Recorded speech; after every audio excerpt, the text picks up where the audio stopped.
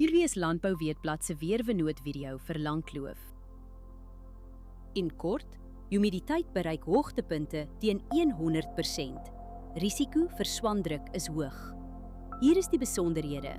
Sedert Januarie het ons 501 mm reën gehad, 104% meer as die 5-jaar gemiddelde. Groeigraad dae sedert Januarie staan op 1113. Dit is 69 grade laer as die 5-jaar gemiddelde. Die laagste temperatuur wat voorspel word is 6,4 grade. Die hoogste is 18,4 grade. Die grootste dag tot nagwisseling is sowat 11 grade, matig en binne normale grense. 25,6 mm reën word die week verwag. Trekkertoegang en bespuiting raak moeilik totdat lande weer opdroog. Die ergste winddag is Maandag met ongeveer 29,1 km/h. Vermy spuit op daardie dag. Nog een dag die week raak ook 15 km/h of meer. Hou windsnelheid op die dag self dop voordat jy spuit, as ook windrigting, windvlae, temperatuur, humiditeit en delta T.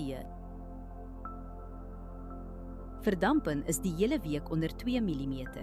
Oorbesproeiing in die soort toestande hou risiko in vir wortelsiektes.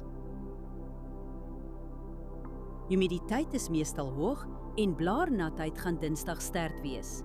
Dis is die kans vir hoë swamdruk aansienlik. Onder die toestande kan swaminfeksies vinnig versprei op vatbare blokke. As jy een ding doen, oorweeg dit om voorkomende swamdoder vir die eerste droë, kalm oggend te skeduleer. Hierdie weerinligting is gebaseer op werklike data vanaf meetstasies. Die data word deur TerraClim skoongemaak en geverifieer. KI-interpretasies word deur grondwaarheidsdata onderlê, aangedryf deur Villa Crop Protection. Hierdie verslag is met die hulp van kunsmatige intelligensie gegenereer en is nie professionele advies nie.